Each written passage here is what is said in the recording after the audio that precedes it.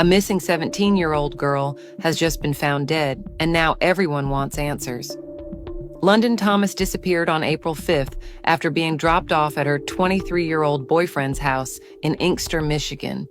Her phone went dark the next day in Westland, and for 3 long weeks, her family searched, prayed, and begged for her safe return. But on April 26th, 21 days later, London's body was found inside a white SUV, abandoned in the driveway of a random home in Southfield, Michigan.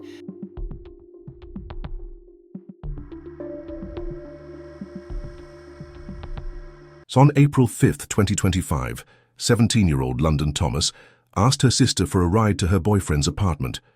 It was the last time her family would see her alive. Within hours, her phone would ping in an unexpected location. Within days, her face would flood news stations across Michigan. Within weeks, a community would be left devastated by what investigators discovered.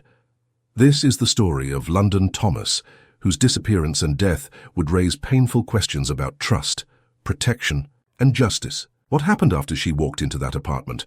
Why didn't she ever call home? And who would ultimately be responsible for the tragic end to her short life? London was a vibrant teenager from the Detroit area with a distinctive, colorful butterfly tattoo on the left side of her neck. Those who knew her described a spirited young woman who made lasting impressions. She wasn't just another statistic. She was a daughter, a granddaughter, someone deeply embedded in a family who noticed immediately when something was wrong. London is not a runaway, her father, Cedric Salisbury, would tell reporters. Emotion. Cracking his voice. London calls me every day. Me and my daughter are like this. He held up 2 fingers pressed tightly together. She called me for everything. This is not normal behavior for her. Her grandmother, Justina Martin, shared that. Special connection, too. I had talked to her Friday and she called me and said, "Grandma, I wanted pizza," and I cashed app her $20. These everyday moments of connection were why her sudden silence felt so immediately wrong to those who knew her best. That Saturday began like any other. By afternoon, London was asking her sister to drive her to 23-year-old Jalen Pendergrass's apartment on Carlisle Street in Inkster. Wearing pink Croc shoes, black leggings, and a dark-colored hoodie, London walked into Jalen's apartment. Her sister drove away, never imagining it would be the last time anyone in their family would see London. The 6-year age gap between London and Jalen had always troubled her family. At 17, London was still legally a minor while Jalen was, well, into adulthood. She was still legally considered a child, a family friend would later emphasize to reporters. More concerning was how little the family knew about him. "We don't know much about the boyfriend," London's father would admit, words that would haunt the family as events unfolded. By Sunday morning, April 6th, alarm bells were ringing. London hadn't returned home. No calls, no texts. For a teenager who maintained constant contact with family, this silence was deafening. Her increasingly worried mother began calling London's phone repeatedly without answer. She then made a crucial decision, using the phone's tracking feature to locate her daughter. What she discovered only deepened the family's growing dread. London's phone was pinging near Cooper Elementary School in Westland, miles away from where she should have been.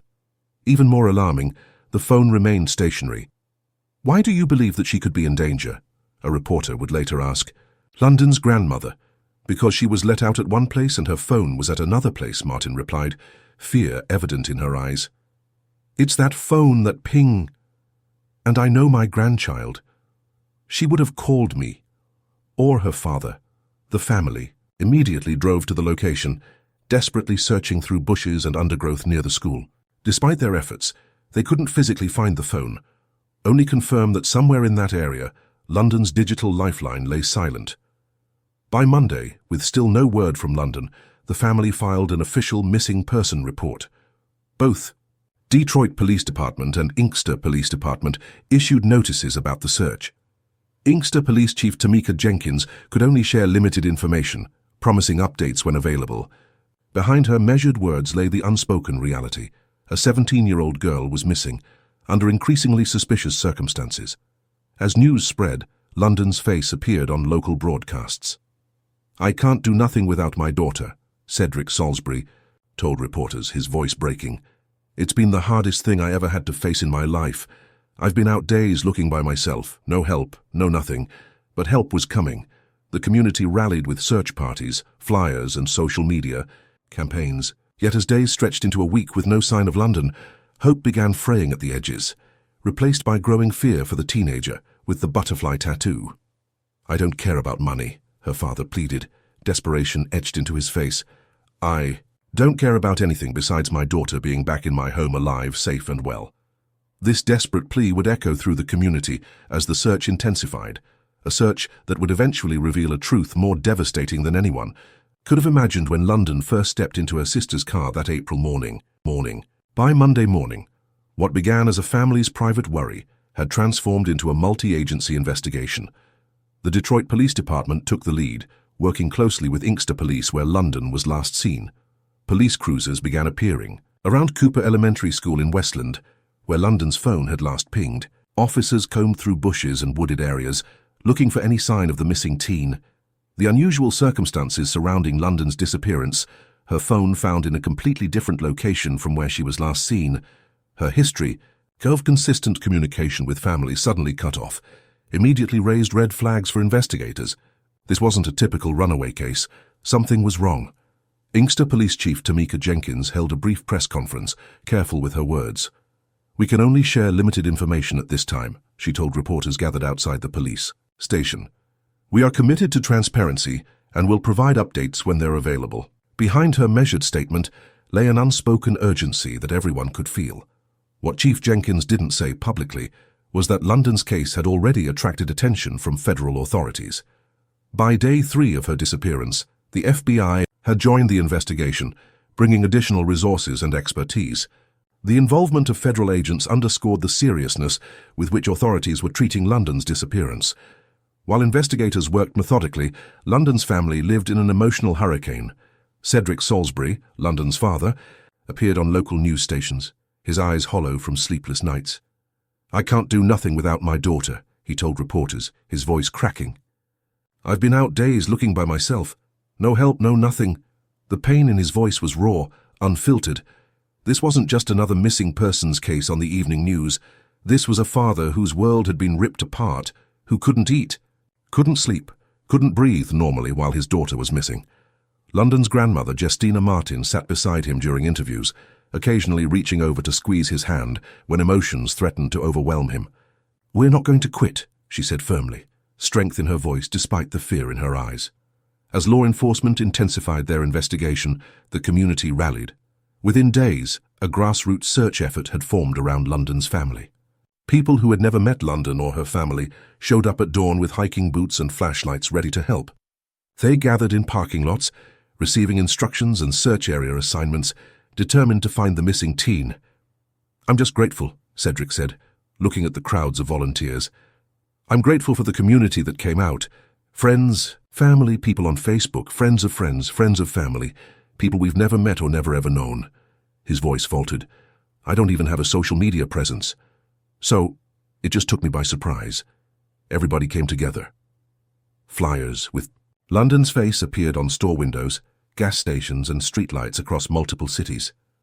Her image was shared thousands of times on social media. The butterfly tattoo on her neck became a detail everyone in the Detroit area knew. Local businesses donated supplies for search parties, water bottles, snacks, even printing costs for the thousands of flyers distributed. "That's my baby," Justina Martin had told reporters when asked why the community should care about London. That simple phrase resonated with parents across the region. That could be anyone's baby out there, missing, possibly in danger. Efforts concentrated heavily on the area around Cooper Elementary School in Westland, where London's phone had last pinged. Volunteers formed lines, moving methodically through the woods behind the school, calling London's name, examining every discarded item, every disturbed patch of earth. "I think we just need to step up the search even more," said one volunteer, gesturing toward the expansive wooded area. A lot of woods. A lot of Royal Cemetery is definitely creepy. As volunteers searched, investigators began focusing increasingly on Jalen Pendergrass, the 23-year-old boyfriend London had gone to visit. Initial attempts to question him had yielded little helpful information. According to family members, Jalen's cooperation with authorities had been minimal at best. "All of these lies just to push us away from what we're trying to do," London's aunt told reporters, frustration evident in her voice. More and more stuff is coming up, and then you have people coming from any and everywhere to want to direct you into different directions. She shook her head. We don't need all of that. We just need to know right here. What did you do with her? You were the last person seen with her. What's going on and where is she at? The 6-year age gap between London and Jaylen had always troubled her family. At 17, London was still legally a minor, while at 23, Jaylen was firmly in adulthood. This wasn't just about numbers. It represented a significant imbalance in life experience, in power, in influence. Shortly after London's disappearance, troubling allegations emerged online. A woman posted on social media, claiming that Jaylen had sexually assaulted her multiple times in the past. That is my rapist who sexually assaulted me multiple times, the woman stated, in a video that quickly circulated among those following. London's case. While unverified, these allegations cast an even darker shadow over the situation. What was known for certain about London and Jaylen's relationship remained limited. They had been dating for an undetermined period, though London's family had not approved of the relationship due to the age difference. London had apparently kept many details of their relationship private from her family, a not uncommon behavior for teenagers dating someone their parents disapprove of, but one that now complicated the investigation. As days stretched into a week with no sign of London, the tone of the investigation began to shift.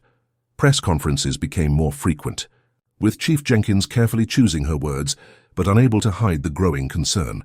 We are investigating this as possible foul play, she finally acknowledged, during the second week of London's disappearance. The media presence intensified. What had started as local coverage expanded to regional and then national attention. London's face appeared on morning shows and crime specials. Her story resonated. A 17-year-old girl with a butterfly tattoo, a family desperate for answers, a community rallying together, and lingering questions about her older boyfriend. Cedric. Salisbury's pleas became more desperate with each passing day. I need answers, he said, standing in front of news cameras, eyes red-rimmed from crying and lack of sleep. I need to know where she at. His words echoed what everyone was thinking. Where was London? What had happened after her sister dropped? Her off at Jaylen's apartment. Why hadn't she called anyone? Why was her phone found miles away? The questions mounted while answers remained elusive. Behind the scenes, investigators were developing new leads. Phone records were being analyzed. Surveillance footage from businesses near Jaylen's apartment was being reviewed. Witness statements were being cross-referenced and verified. The investigation was building momentum, moving toward what would become a significant breakthrough. Nearly 2 weeks after London's disappearance, a convoy of police vehicles and unmarked FBI cars converged on Carlisle Street in Inkster. They had a search warrant for Jaylen Pendergrass's residence, the last place London Thomas had been seen alive. The investigation had reached a critical turning point, one that would soon reveal the devastating truth about what happened to the teenager with the butterfly tattoo. After nearly 2 weeks of searching, the investigation into London Thomas's disappearance reached a critical juncture. On April 19, 2025, a caravan of marked and unmarked vehicles descended on Carlisle Street in Inkster. FBI agents, alongside local police, approached the residence of Jaylen Pendergrass with a search warrant in hand. The modest home, the last place London had been seen alive, was about to become the center of an intensive forensic investigation. Neighbors gathered on their porches, watching as agents in FBI windbreakers entered the property. Local news crews arrived shortly after, their cameras capturing the somber procession of law enforcement officials carrying evidence collection kits into the house. This wasn't a routine search. This was an operation based on specific information authorities had developed. Investigations have been underway for nearly 2 weeks now, a reporter stated from the scene. I'm on Carlisle Street. That home behind me there, that's the residence of London Thomas's boyfriend. The 17-year-old London has been missing, was last seen at this very residence with that very boyfriend. Inkster Police Chief Tamika Jenkins confirmed to reporters that investigators were specifically looking for DNA evidence. The search was prompted by concerning information they found during phone extractions, though Chief Jenkins declined to elaborate on the specific nature of that information. London's aunt watched the raid unfold from a distance, her emotions a complex mixture of vindication and dread. All of these lies just to push us away from what we're trying to do, she told a reporter, her voice tight with anger and grief. And more stuff is coming up.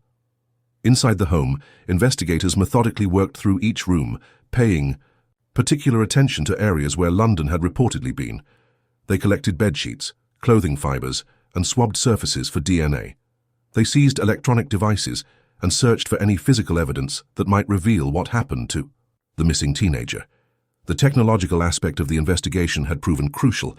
In the days leading up to the raid, investigators had been analyzing phone records, text messages, and location data from both London's and Jalen's devices. Digital forensics experts extracted information from London's recovered phone, piecing together her movements and communications in the hours before she disappeared. What they discovered painted a troubling picture. According to sources close to the investigation, text messages between London and Jalen showed increasing tension in the days before her disappearance. London had apparently expressed a desire to end the relationship, a fact that investigators found particularly significant. Location data from Jalen's phone told its own story. While he claimed to have remained at home after London allegedly left his apartment on her own, cell tower pings suggested his phone had traveled to the area, near Cooper Elementary School in Westland, the same area where London's phone was later found. The updates officially have been just that they were actually going inside the home during the raid collecting more evidence, a family spokesperson explained to supporters, coming from some electronic evidence that they had received. So I'm not for certain if it was text messages, calls, but that's the last update really for today. These digital breadcrumbs became the invisible thread connecting disparate elements of the case, allowing investigators to identify inconsistencies in statements and establish a more accurate timeline of events. Without this technological evidence, much of what happened to London might have remained hidden. As the investigation intensified, a new lead emerged that would dramatically change the course of the case. On April 24, 2025, police received a call from a resident in Southfield, Michigan, near the intersection of 8 Mile and Telegraph Roads. The caller reported a white SUV that had been parked on their street for approximately 2 weeks, emanating an increasingly foul odor. Responding officers arrived to find a white Chevrolet SUV parked in a residential driveway. The vehicle didn't belong to anyone on the street. The homeowner, a single mother with 3 children, told police she had assumed it belonged to a neighbor's visitor and hadn't given it much thought until the smell became noticeable. The body was discovered inside a white SUV parked in a neighbor's driveway, a news report would later explain. Residents reported that the vehicle had been parked there for about 2 weeks, raising questions about how it came to be in that location. Police secured the area, establishing a perimeter around the vehicle as detectives and forensic technicians arrived. Neighbors gathered behind the yellow police tape, watching as officials donned protective gear before approaching the SUV. The growing police presence and the arrival of the medical examiner's vehicle signaled to onlookers that something deeply troubling had been found.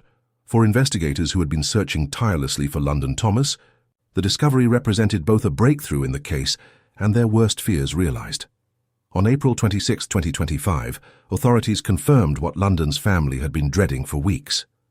Detectives from the Michigan State Police's Special Investigation Unit, working at the request of Detroit Police Department and the FBI, formally identified the body in the SUV as 17-year-old London Thomas. A bright young girl ended up losing her life, a police spokesperson stated gravely at a press conference announcing the discovery. The news devastated London's family. Cedric Salisbury, who had been holding on to hope that his daughter might still be found alive, collapsed into the arms of relatives when officials delivered the confirmation. Justina Martin, London's grandmother, wept openly, but found the strength to address reporters hours later. "She didn't deserve this," Martin said, her voice breaking. "These young girls out here, they don't deserve everything that's happening to them. They have so much ahead of them." Friends of London were equally shattered by the news. "I never had somebody like Di that I knew," said Shania Ramsey, a childhood friend who had attended elementary and middle school with London. "This is the first person that ever is gone now." Alana Davies, another friend, reflected on the potential cut short. She was graduating, going to prom. "I feel like she had so much ahead of her. It's just sad that, all her life is taken away from her." The community that had rallied to search for London now united in grief. Impromptu memorials appeared outside her school and near her home.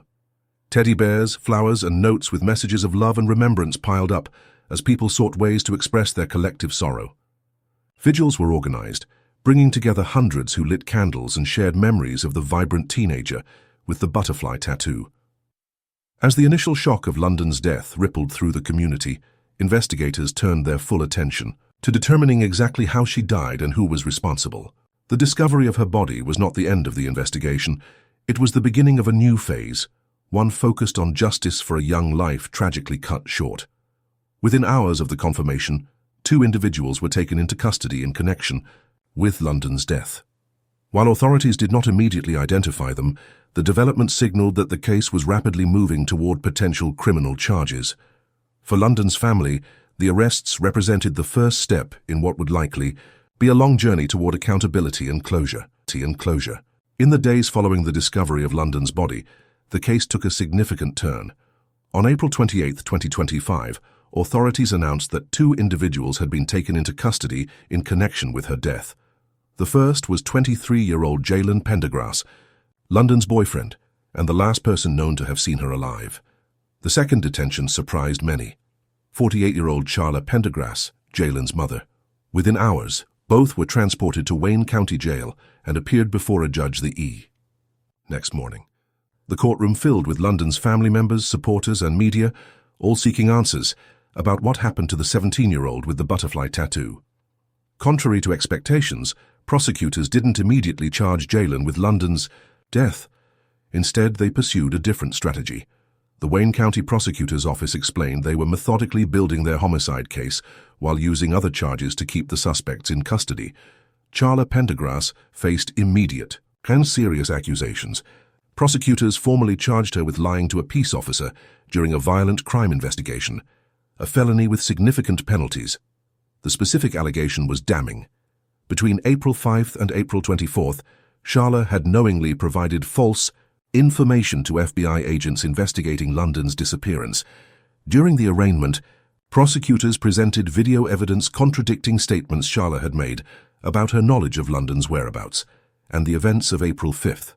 The judge set her bond at $50,000 with strict conditions, including a GPS tether and prohibitions against contacting any witnesses, including her son. Charla entered a not guilty plea through her attorney, who remained largely silent to the press. Her next court date was scheduled for May 7, 2025. While Jalen remained the primary person of interest in London's death, prosecutors took an unexpected approach. Rather than filing murder charges immediately, they resurrected an unrelated case from the previous year. Jalen was charged with filing a false police report in Novi in 2024, a felony carrying up to 4 years in prison and a $2,000 fine. This strategy allowed authorities to keep Jalen detained while continuing to build their case. His defense attorney criticized the approach during a press briefing, stating, "What we're seeing is law enforcement using unrelated charges to pressure our client. They clearly don't have enough evidence to charge him with anything related to Ms. Thomas's death, so they've dug up this old case as a pretext for detention." Despite these protests, the judge set Jalen's bond at $100,000 cash, ensuring he would remain in jail. Like his mother, he was ordered to avoid all contact with witnesses. The legal situation evolved further on May 3, 2025, when authorities rearrested Jalen on additional charges while he remained in custody. Officials provided few details, stating only that the new charges were developing from ongoing investigative findings. Throughout this period, forensic specialists worked tirelessly processing evidence from multiple scenes. The white SUV where London's body was found became the central focus. Crime scene technicians examined every inch of the vehicle, collecting DNA samples, fingerprints, fibers, and other trace evidence. The vehicle itself presented a puzzle. Investigators determined it had been reported stolen from Detroit 2 weeks before London's body was discovered. How it came to be parked in a Southfield neighborhood for such an extended period without raising immediate concern remained a perplexing detail. Forensic evidence from inside the vehicle suggested London's body had been there for most, if not all, of the time she had been missing. This directly contradicted Jalen's claim that London had left his apartment voluntarily on April 5th and that he had no knowledge of her whereabouts afterward. The Michigan State Police Forensic Laboratory prioritized processing evidence from the vehicle, Jalen's residence, and London's recovered phone. DNA samples, fingerprints, and other forensic materials were being cross-referenced to establish a scientific timeline of events and contacts. Medical examiners conducted detailed post-mortem examinations to determine the exact cause and manner of London's death. While this process typically requires weeks to complete fully, preliminary findings guided the ongoing investigation. When questioned about why authorities hadn't released specific details about how London died, Inkster Police Chief Tamika Jenkins explained, "We understand the public and London's loved ones want answers. However, there are certain details only the perpetrator would know. Releasing specific information about the manner of death could compromise our ability to build a solid case." Behind the scenes, investigators constructed a detailed timeline of events combining physical evidence with digital records, witness statements, and surveillance footage. They traced London's final hours, establishing when and where she died and who was present when it happened. Authorities continued interviewing potential witnesses, including residents near both Jalen's home and where the SUV was found. The Wayne County Prosecutor's Office worked closely with investigators, ensuring that when homicide charges were eventually brought, the case would be airtight. They balanced the legal complexities against the community's demand for swift justice. May began. Forensic reports started returning from laboratories, providing scientific confirmation of investigators' theories. Cell phone records, DNA analysis, and vehicle forensics painted an increasingly clear picture of what happened to London after her sister dropped her off at Jalen's apartment on April 5th. While public details remained limited, behind closed doors, investigators were building what they believed would be a solid case to provide justice for London Thomas, the teenager whose butterfly tattoo had become a symbol of a life tragically cut short and of a community's determination to hold those responsible accountable. The confirmation of London Thomas's death devastated her family. Her father, Cedric Salisbury, who had tirelessly searched for his daughter, now faced planning her funeral. "I don't wish this on no one," he told reporters. "It's the hardest thing I ever had to do in my life." Despite his grief, he remained determined to see justice done. London's grandmother, Justina Martin, directed her anguish toward the Pendergrass family. "They know what happened," she stated during a community vigil. "They know, and they're hiding information." The family also expressed frustration with authorities for withholding details about how London died, despite investigators' explanations about preserving case integrity. Memorial services drew hundreds from the community. London's high school gymnasium filled with mourners, purple decorations, her favorite color, and photos displaying her distinctive butterfly tattoo. "She was supposed to graduate next month," a classmate shared. "She had plans for college. She wanted to become a nurse." Each tribute underscored the potential stolen from the 17-year-old. In legal proceedings, defense attorneys for Jalen and Charla Pendergrass mounted challenges to the investigation. "Law enforcement has focused exclusively on our clients from the beginning," Jalen's attorney argued. "They've ignored other potential leads, including investigating who actually owns the vehicle where London was found." The defense characterized the case as a rush to judgment, fueled by pressure to solve a high-profile crime. Prosecutors responded firmly, while carefully avoiding details that might compromise their ongoing work. "We are building a methodical case, based on physical evidence, digital forensics, and witness testimony," a spokesperson stated. "The integrity of this process requires patience." Significant questions remained unanswered publicly. How did London's body end up in a stolen SUV in Southfield? What happened after she arrived at Jalen's apartment? Who moved her body and when? Perhaps most puzzling was how the vehicle remained parked in a residential neighborhood for approximately 2 weeks before being reported. The homeowner, a single mother with 3 children, had assumed it belonged to a neighbor's visitor, until the smell became noticeable. Law enforcement officials maintained that their investigation had answered many of these questions, but sharing details prematurely could jeopardize future convictions. "We understand the community's desire for transparency," Chief Jenkins stated. "However, releasing details could compromise our ability to secure convictions." Beyond the legal case, London's death sparked crucial community conversations about youth safety. Schools throughout Detroit held assemblies addressing relationship safety and age-appropriate dating. Community forums examined teenagers' vulnerabilities, especially when involved with significantly older partners. Social media campaigns emerged using London's butterfly tattoo symbol to promote awareness about teen safety and relationship violence. Justice for London became a rallying cry online. London's high school announced a memorial scholarship in her name and planned to leave an empty chair at graduation, decorated with purple ribbons and a butterfly symbol.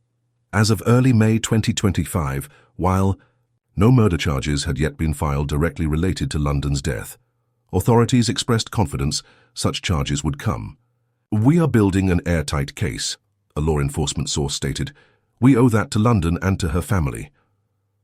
I want people to remember my daughter for who she was, not just how she died," Cedric Salisbury said at a community gathering. "She was loving, she was smart, she had her whole life ahead of her, and someone took that away. I won't rest until there's justice for London." The case of London Thomas remains unfinished, a story without a complete ending. But her impact continues, touching lives beyond those who knew her personally, and prompting vital conversations about protecting vulnerable young people in communities everywhere.